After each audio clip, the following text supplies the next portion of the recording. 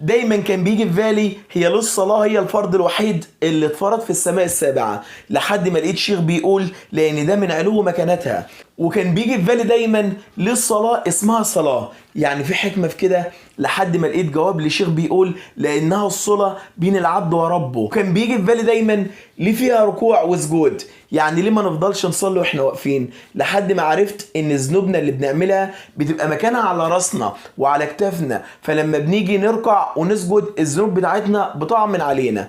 وكان دايما بيجي في بالي ليه الوضوء بيكون ان اغسل بعض اعضاء جسمي، لحد ما لقيت جواب لشيخ بيقول لان معظم الاعضاء دي هي اكتر اعضاء ممكن نستخدمها في الحرام، فغسلك للاعضاء دي بيغفر لك الذنب اللي عملته بيها، زي ان غسل الاذن بيغفر لك اي حاجه حرام سمعتها، والمضمضه بتغفر لك اي ذنب عملته بلسانك، وهكذا. وكان بيجي في بالي دايما ليه في الاذان بنقول حي على الصلاه وبعدها على طول بنقول حي على الفلاح، لحد ما لقيت جواب لشيخ بيقول لانه لا يفلح من لا يصلي. كان بيجي في بالي ليه الصلاه اخر وصيه للرسول صلى الله عليه وسلم قبل ما يموت، لحد ما لقيت جواب لشيخ بيقول لان اللي بيصلي حاله يتعدل للاحسن مهما كان وحش، لكن اللي عمره ما ركعها فعمره حاله ما هيتعدل. تخيل ان الصلاة هي العبادة الوحيدة اللي جواها عبادات كتير جدا، يعني جواها اول حاجة قراءة القرآن انك بتقرأ فيها الفاتحة واي سورة قصيرة، تاني حاجة الذكر